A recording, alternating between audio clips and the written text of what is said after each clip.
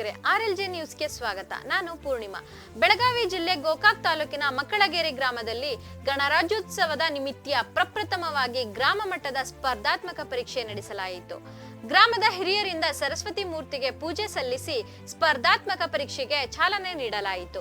5ನೇ ತರಗತಿಯಿಂದ 10ನೇ ತರಗತಿಯ ಎಲ್ಲಾ ಮಕ್ಕಳಿಗೆ ಸ್ಪರ್ಧಾತ್ಮಕ ಪರೀಕ್ಷೆ ನಡೆಸಲಾಯಿತು. ಮಕ್ಕಳಿಗೆ ತಿಳುವಳಿಕೆ ಮತ್ತು ವಿದ್ಯಾಧ್ಯಾನ ಬಗ್ಗೆ ಅತಿ ಆಸಕ್ತಿ ತುಂಬುವ ನಿಟ್ಟಿನಲ್ಲಿ ಮಕ್ಕಳಗೇರಿ ಗ್ರಾಮಸ್ಥರು, ಹಿರಿಯರು, ಯುವಕರು, ಶಿಕ್ಷಣ ಪ್ರೇಮಿಗಳು ಈ ಸ್ಪರ್ಧಾತ್ಮಕ ಪರೀಕ್ಷೆ ಹಮ್ಮಿಕೊಂಡಿದ್ರು. ಸ್ಪರ್ಧಾತ್ಮಕ ಪರೀಕ್ಷೆಯಲ್ಲಿ ಮಕ್ಕಳಗೇರಿ ಗ್ರಾಮದ ವಿದ್ಯಾರ್ಥಿಗಳು ಸುಮಾರು 500ಕ್ಕೂ ಹೆಚ್ಚು ವಿದ್ಯಾರ್ಥಿಗಳು ಪರೀಕ್ಷೆ ಬರೆದರು.